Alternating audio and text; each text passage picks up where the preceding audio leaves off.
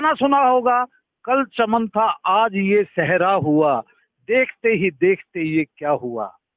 मुझको मेरी बर्बादी का कोई गम न था, गम तो इस बात का था कि बर्बादी का क्यों चर्चा हुआ। यह शेर मैं इसलिए सुना रहा हूँ, गाने की पंक्तियां इसलिए सुना रहा हूँ कि मैं NH9 हाईवे पर खड़ा हूँ, जहां होटलों की कतार लगी होती है। होटल्स हैं इस NH9 पर, काफी होटल्स हैं। और आज एक ऐसे होटल पे खड़ा हूं कि ये उस पुनरावृत्ति को ना हो जाए कि 18 तारीख को रॉयल विंग्स एक आलिशान होटल था जिसे DTP विभाग ने धराशायी कर दिया था, क्योंकि वो 100 मीटर की परिधि से यानी कि अंदर बना हुआ था, जैसा कि DTP JP खासा का कहना है। उसको ये खौफ खाते हुए कुछ होटल मालिकों ने अपने होटल्स खाली कर दिए हैं अभी। और उस दिन DTP ने हमें बाइट भी दी थी, हमसे बात भी की थी और ये स्टेटमेंट दी थी कि मैंने 15 होटल यानी कि चिन्हित किए हैं जिन पर मैं बुलडोजर की कार्रवाई करूंगा, यानी कि तोड़ने की कार्रवाई करूंगा। उसके डरते कई होटल्स खाली हो गए हैं। एक यहाँ बहुत नामचीन होटल हुआ करता था, अब उसके अवशेष बाकी हैं। उन्होंने होटल पहले ही खाली कर दिया है। अमन होटल के नाम से ये बहुत बहुत चर्चित होटल हुआ करता था, जो अब बिल्कुल खाली हो चुका है। इसके आप शेड देख सकते हैं, शेड उतार लिए गए हैं होटल मालिक ने, और इसके शीशे आईने जो गेट था वो सब बिल्कुल उतार लिया है और सामान खाली हो चुका है। और बाहर यानी कि ये आप देख रहे हैं केन की इन्होंने जाली लगा दी है, होटल बंद कर दिया है इस डर के मारे कि समेत सामान कभी भी DTP विभाग योजना का जिला योजनाकार जो विभाग है इस पर पीला पंजा ना फहरा दे। मेरे साथ खड़े हैं अमन होटल के स्वामी राधेश्याम सैनी जी, जो एक बहुत सामाजिक आदमी है और यहाँ बहुत चर्चित होटल चलाते थे आप अमन होटल के नाम से। ये खाली क्यों किया है आप ही से जानेंगे। राधेश्याम जी नमस्कार। अपनी व्यथा सुनाइए। आप आपके हंसी की आवाज पे यहाँ पहुँचने पर आपका धन्यवाद, आपके दर्शकों का धन्यवाद। ये हमारा होटल है, पीछे आपने देखा है 6 साल से चल रहा है, सबसे पहले चलने लग रहा है। ये रोड 6 साल से शुरू हुआ है और हमने सबसे पहले बनाया था। उस टाइम हमारा यहाँ किसी ने बताया नहीं, हमने इसको 1.5 साल तक इसको चलाया है। चलने के बाद में इन्होंने कहा 100 मीटर है ये। यहाँ किसी ने ये नहीं कहा कि ये एक दिन में तैयार नहीं, 1.5 साल बिल्डिंगों पे यहाँ तेजी चली है, 2-2 साल चली है। उसी टाइम इन लोगों ने क्यों नहीं कार्रवाई की। हमने CLU के लिए भी आवेदन किया था, 2 बार आवेदन किया है और दोनों बार रिजेक्ट हो गई है फाइल। और अब हमने ये कहा हमारे से लिखित रूप में ले लो आप, कोई कोर्ट से एफिडेविट ले लो कि जिस दिन भी सरकार यहाँ कुछ बनाएगी हम उसमें बाधा नहीं बनेंगे। हम अपने आप से, हमारे को 15 दिन का समय दे देना, हम अपने हाथों से तोड़ देंगे इसको। हमने प्रशासन से भी और भी बहुत गुहार लगाई है और 2 बार मेरे को इन्होंने उजाड़ भी दिया है। पिछली लॉकडाउन को 24 तारीख को लॉकडाउन लगा था, उससे पहले 17 मार्च को मेरे को पूरा तहस नहस कर दिया था। मैं क्वेश्चन पूछ कर रहा हूँ आपसे, आप इतने खौफ ज़दा हैं, आपने अपना होटल खाली कर दिया है? हाँ बिल्कुल कर दिया, क्योंकि मैं 2 बार पहले इसका DTP का शिकार हो चुका हूँ जी। मेरे को पूरा तरीके से उजाड़ दिया जी। और अब मेरी यहाँ दोबारा से खड़ा करने की हिम्मत नहीं रही जी। मैंने DTP या कुछ सरकार के लोग भी शामिल है इसके अंदर, जो मिली भगत से 6 साल से मेरे नहीं, पीछे मेरे और भी जो भाई बंद है इनको तुड़वाने में लगे हुए हैं ताकि यहाँ प्रॉपर्टी के रेट डाउन हो। और वो सरकार में डीलर बने हुए हैं जी, ताकि यहाँ ये बिल्डिंगें टूटें और जमीन के रेट कम होए, हम लोग यहाँ जमीन खरीदें और अपने होटल खुद के चलाएं जी। ऐसी सरकार की DTP का कहना है कि 100 मीटर की NH19 हाईवे पर 100 मीटर की परिधि के बाहर ही होटल होने चाहिए। 100 मीटर तक ये 13 किलोमीटर का बाईपास है सर। यहाँ 10-11 लोग ऐसे जमींदार है जो 100 मीटर की दूरी कर पाते हैं। छोटे छोटे जमींदार थे, कुछ रोड में चली गई जमीन उनकी, उनके पास 100 मीटर है ही नहीं। अब वे जाए तो जाए कहाँ जाए, खेती वे नहीं कर सकते जी, किस एरिया में पानी की व्यवस्था नहीं है जी। दूसरा यहाँ कॉमर्शियल यूज कर नहीं सकते जी।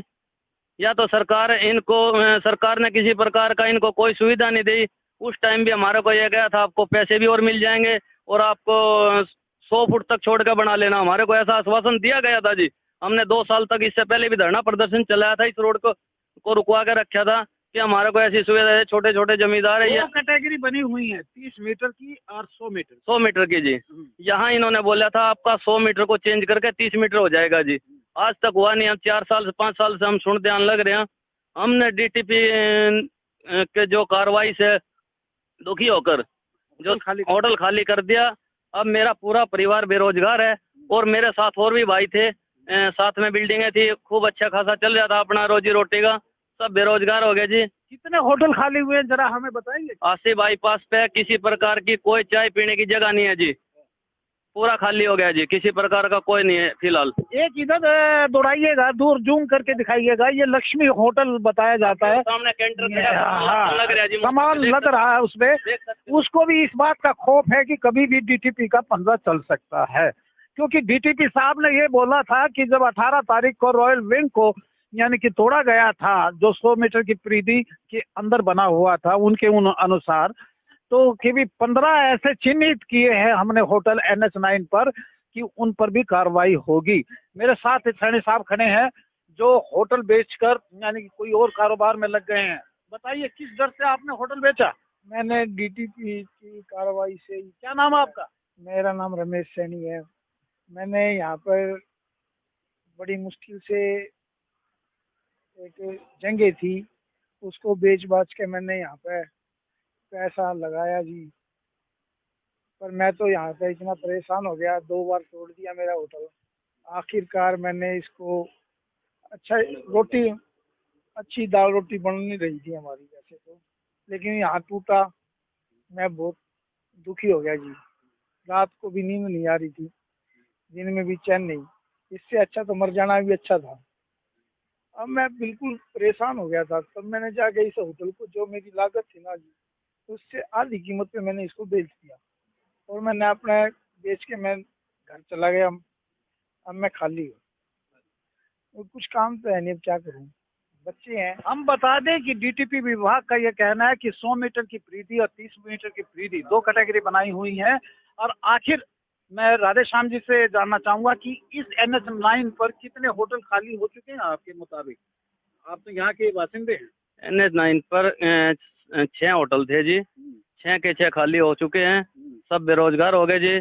और मेरी सरकार से गुजारिश है, पुनर्निवेदन हाथ जोड़कर, जिन जमींदारों की जमीन गई है वे कुछ नहीं कर सकते। उनके परिवार को एक एक सरकारी नौकरी देके और इस कानून को चेंज करके 100 मीटर की बजाय 30 मीटर करके और इनको गुजारे लायक कर दे। सरकार से हाथ जोड़ के प्रार्थना है। पूरा परिवार बेरोजगार है। और भी मेरे साथी भाई है, ये खड़े, रमेश सैनी खड़े हैं, और भी भाई खड़े हैं। आपका दर्द समझ रहा हूँ और आपको आंखों में जो आंसू आ रहे हैं उनको मैं देख पा रहा हूँ। लेकिन सरकार का ये कहना है कि 100 मीटर की परिधि, 30 मीटर की परिधि, ये इससे आप गुजारिश कर रहे हैं सरकार से? हाँ जी, नहीं, सरकार से मेरा हाथ जोड़कर नम्र निवेदन है कि हाईवे तो वो भी है जहाँ 30 मीटर का इन्होंने रूल किया हुआ है, हाईवे ये भी है, या तो उसको भी 100 मीटर कराया जाए, या हमारे को 30 मीटर का साधन तो वही टपते हैं वहीं से भी, वे यहीं से टपते हैं। हमारे ऊपर ऐसा अत्याचार क्यों? गवर्नमेंट ने हमारे को उस टाइम भी रोड निकाला, 80 को 25 लाख रुपए किला दिया, जबकि कांग्रेस सरकार भी थी, उसने वहाँ 72 लाख रुपए किला दिया। हमारे साथ तो ऐसा ही अत्याचार कांग्रेस ने कराया था उसी टाइम, और ऐसा ही ये हरियाणा सरकार, बीजेपी सरकार कर रही है जी। सिर्फ ये 80 बाईपास के लोगों के साथ ऐसा क्यों हो रहा है जी? और मेरी हाथ जोड़ के उस टाइम भी ये निवेदन था सरकार से, इन परिवारों को एक एक सरकारी नौकरी देकर कम से कम गुजारा लायक तो सरकार इनको कम से कम कर दे जी। और आज भी मेरा यही निवेदन है, इनको 30 मीटर करके, जिन्होंने 30 मीटर बना रखे उनको परमिशन देकर दोबारा से बहाल किया जाए। और बाकी को जो भी हो, जो बिल्डिंगें बन गई और नई बनने लग रही है उनको रोक दिया जाए, ताकि इतना मोटा नुकसान होने से बच जाए। और ये बिल्डिंग एक दिन में बंसल जी खड़ी नहीं होती, 1.5-2 साल लगे हैं इनको। उसी टाइम ये लोन भी लिया होगा, लोन भी लिया जी, हमने ब्याज पर बैठा ठा के इसको बनाया जी। और सरकार के लोगों ने इसको पहले से 6 साल से लगे हुए हैं, मिली भगत से ये काम हो रहा है जी सारा। चलो हम तो इतना ही कहते हैं कि भी डीटीपी विभाग का कभी भी पीला पंजा चल सकता है, क्योंकि उन्होंने हमें कहा था कि 15 होटल हमने चिन्हित किए हैं। और ये राधेश्याम जी का, अमन होटल वाले का दिल कितना मायूस है ये साफ देख रहे हैं। मैं मेरे सीनियर रिपोर्टर अजय सैनी के साथ राजीव बंसल फिर एक नई रिपोर्ट के साथ हाजिर होऊंगा। देखते रहिए हाँसी की आवाज़।